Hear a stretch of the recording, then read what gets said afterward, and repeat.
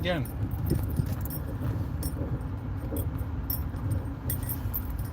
interesting result, eh?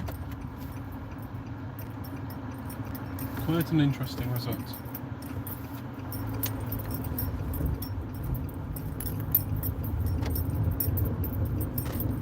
So, we had Jamaica draw with Qatar. And a lot of people spoke about the selection of the squad. And like I said in the preview, this for me was Jordan Fletcher's last chance. This was his last chance in national colours to show what he can do. This was his last chance to show to me that he deserves to be minimum, absolutely minimum, part of the pool. And he scored. Jamaica won, Qatar won, final score over in Austria. Better performance, of course, the result, very good. Jamaica's first time ever playing Qatar at the senior level. This is great. And we're really, really happy about it. And I'm hoping that this can only lead to better results to come as time progresses. It was 0-0 in the first half, but Jamaica took the lead later on in the match. I feel like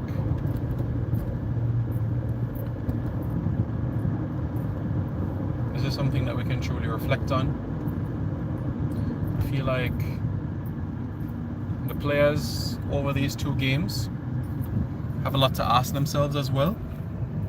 Some of them need to ask themselves, am I a national player long term? And some need to ask themselves, did I do enough to be part of the pool moving forward? These are just some simple questions that the players need to ask themselves. And if their answer is yes, they deserve to be part of the pool moving forward, did they exhibit enough quality? Did they exhibit great strengths to go to Austria and give their best? Are these players going to challenge the Damian Lewis of this world? Are they going to challenge the Antonios, the Roofs, the Daniel Johnsons, the Ravels, the Rolanda Aarons, the Andre Blakes? Are these players challenging those players? That's something we have to consider. We really have to consider that, you know.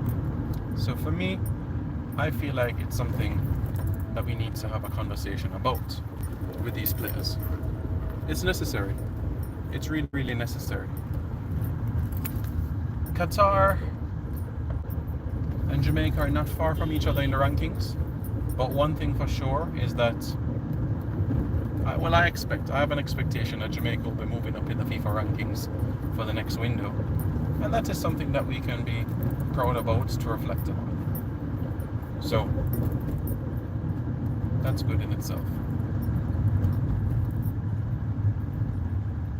It's a pity though that it was not 3 games but 2 games. Had it been 3 games, you know, the Ghana game would have been on board. But like I said, I never in my mind thought it was going to be 4-0, 6-0, 8-0, 10-0. Never did I put those score lines in my head.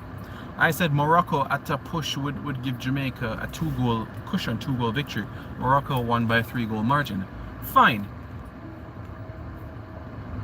This Qatar game, I felt goals would have been scored, and goals were scored by both teams, which is great. Now, there is something that we need to work on moving forward, and what is that? Jamaica conceding late goals in games. Jamaica conceded late goals in the first half of games and late goals in the second half of games. We saw this against Mexico in the CONCACAF Nations League. We saw this against Suriname in the Nations League away. We saw this in World Cup qualifying against El Salvador, against Canada. We've seen this in World Cup qualifying far too often. We've seen this happen far too often in World Cup qualifying, and this is something that needs to be fixed. This is something that needs to be sorted as soon as possible. Finishing out a half, finishing out games is critical. The last 5 minutes of the first half, the last 10 minutes of the second half, we need to pay special attention to detail in the way that we defend in these games. This is something that is clear and something that needs to be worked on as time progresses. The next time we play is against Argentina, September 27, 8 o'clock at Red Bull Arena. So we need to ensure that we put things in motions, put things in place, so that we can go in against the Costa Ricans rather against the Argentinian team and put in a solid display. That's critical. That's critical. So the last 5 minutes of a first half, the last 10 minutes of a second half, priority is given towards ensuring that the defensive aspect is solid. Look, if we don't concede any goals, we can't lose. We won't lose, I should say. We won't lose. So that's something that we have to bear in mind. Mark Plunkett says, not a bad result. Echo Reeks, greetings. What was the score? The score was 1-1. Echo Reeks as a result of concentration. Yep, Fletcher scored for the Jamaicans. Burp says there. Yeah. So that basically tells us everything that we need to know.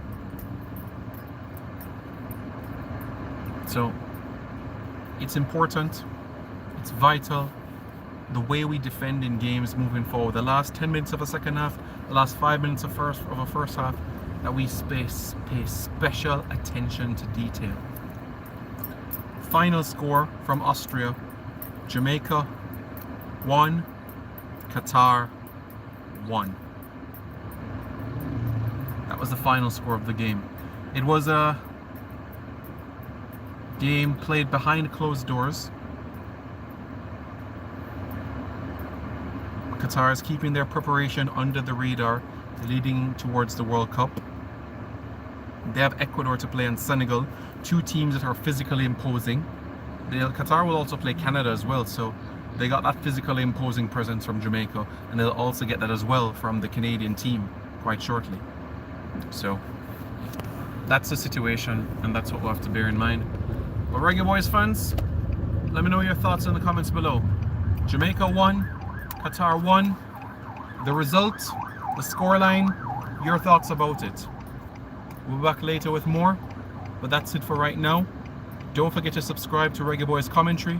Jordan Fletcher, the goal scorer, in a 1-1 draw for Jamaica over Qatar.